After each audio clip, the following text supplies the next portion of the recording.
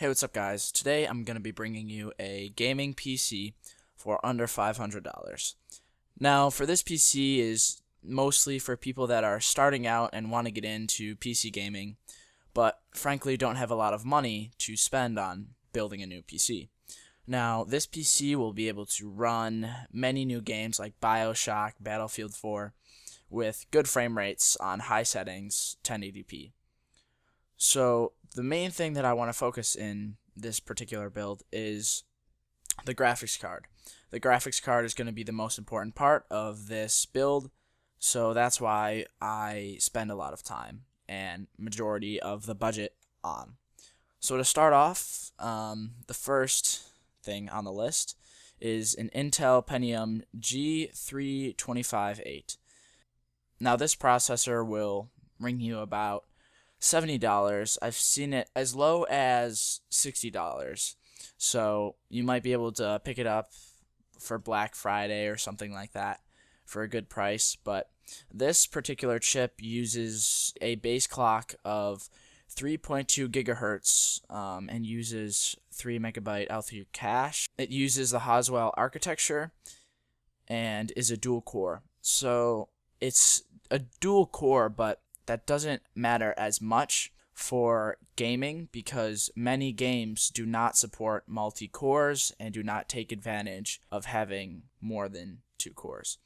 So that's why, especially in this price range, we picked the Intel Pentium. Now, the next and most important thing on our list is the Radeon R9 280. This card will cost you anywhere from $150 to $180 depending on when you get it. These prices will always change. This graphics card will have 3 gigabytes of GDDR5. It has a core clock of 855 megahertz. Also, it features 1 HDMI, 2 mini display ports, and 1 DVI, so you'll be able to run 4 monitors easy on this thing, which I'm not really sure why you would have 4 monitors, but hey, you never know. Okay, now the next thing on our list is the Asus H81M. Now this is a very basic motherboard, but for $50 you really can't go wrong. It supports the LGA 1150 chipset. Now it has 2 SATA 6GB and 2 SATA 3GB. If you plan on putting an SSD somewhere in the future, which I highly recommend because that will improve boot time and general day-to-day applications as far as speed. So that's a highlight of this build, and for $50 you really can't go wrong with the Asus. Now it features 2 USB 3.0 ports which allow faster data transportation. Next on the list is the G.Skill Ripjaws. Now, these will cost you anywhere around $60 to $70. Like I said, many of these parts will fluctuate around $10 at least. The Ripjaws run at 1600 megahertz and take advantage of dual channel. Onto the case. We're going to be using a Cooler Master N200. This case is insanely good. For $40, I don't know what can beat it. The Cooler Master features 2 120mm fans, 1 front USB, 3 hard drive mounts, and 4 SSD mounts.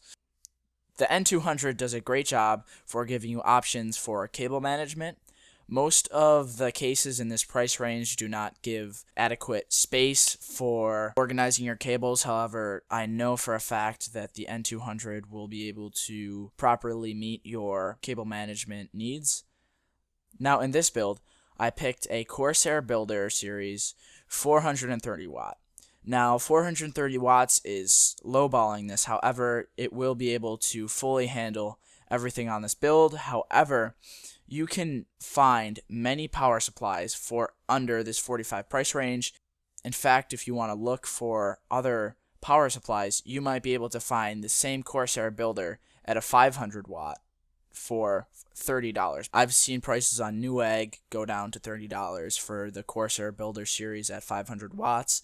So if that's something you're interested, it's definitely possible and I would encourage it. But the 430 watt will do a great job at handling everything that you have on this build. For the hard drive, we picked a Western Digital Caviar Blue. Now, this is a basic but reliable hard drive. It comes in at $50 for 1 terabyte of hard drive space, which 1 terabyte will be fine for storage space.